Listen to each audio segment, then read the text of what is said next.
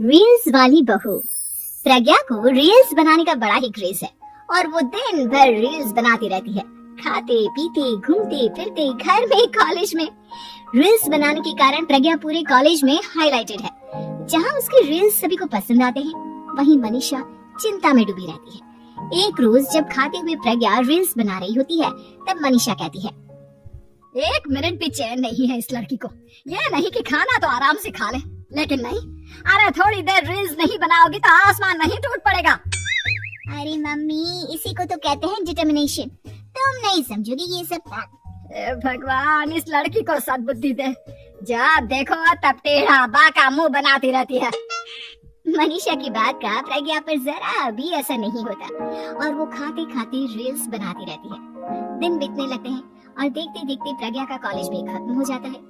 आए दिन कोई ना कोई मनीषा को प्रज्ञा की शादी करवाने का सुझाव दे जाता है।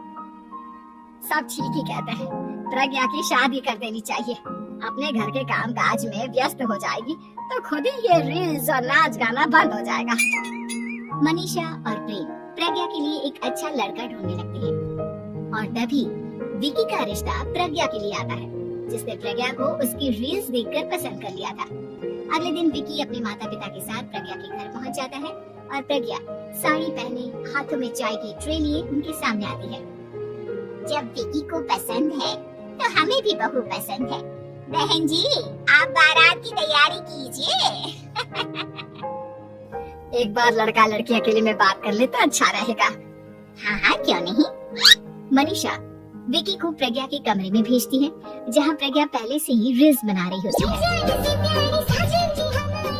तभी विकी कहता है, आ गए आपके साजन जी।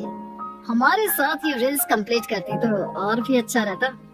अच्छा जी, अब आ ही गए हैं तो बना ही लेती हूँ आपके साथ।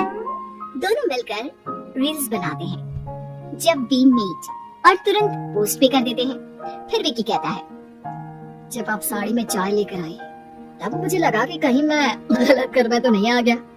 अब सही है। दोनों की शादी पक्की हो जाती है और शादी के दिन भी प्रज्ञा रील्स बनाने से चूकती नहीं, यहाँ तक कि बारात के समय भी नाचते हुए रील्स बनाती है। सभी लोग प्रज्ञा की तारीफ के फूल बांध देते हैं और प्रज्ञा नाचती गाती अपने ससुराल चली जाती है।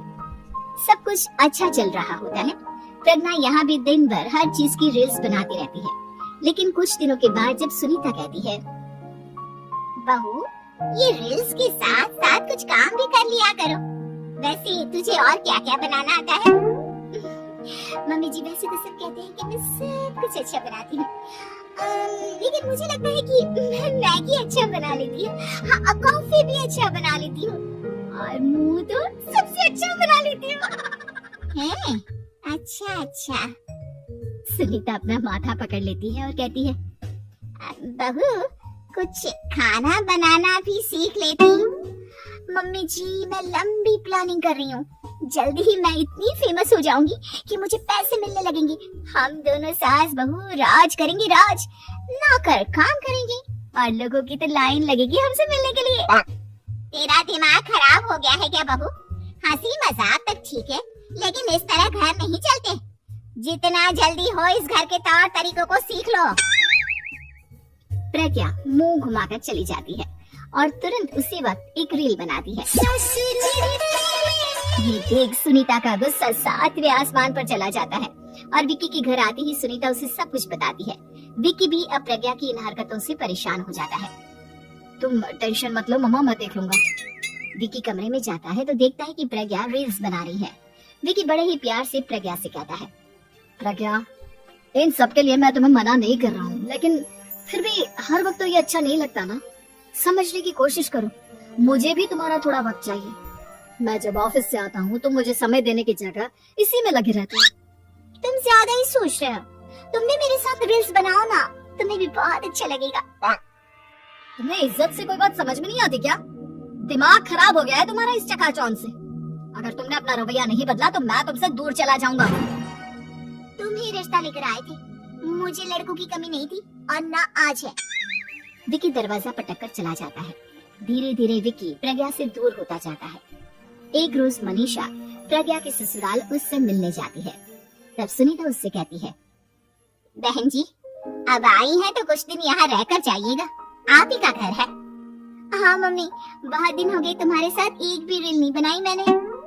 प्रज्ञा तुरंत अपने फोन में रील्स ऑन कर लेती है। ये सब मुझसे नहीं होगा। तेरा ये भूत अभी तक नहीं उतरा क्या? बहन जी आप कुछ कहती नहीं क्या इसे? जब आप ही कुछ नहीं कर पाई तो मैं कर ही क्या सकती हूँ, सास तो वैसी ही बदनाम है। शाम को घर की लाइट चली जाती है और मनीषा प्रज्ञा से कहती है, मेरे घुटनों में बहुत दर्द हो रहा है, तू लाइट का कुछ इंतजाम करना बेटा। अच्छा कैंडल जला देती हूँ मम्मा। प्रज्ञा गाते हुए कैंडल जलाती है और खिड़की के पर्दे के पास रख देती है।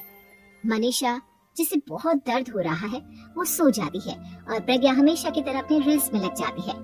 उधर कैंडल की वजह से पर्दा आग पकड़ लेता है और मनीषा के कमरे में आग लग जाती है।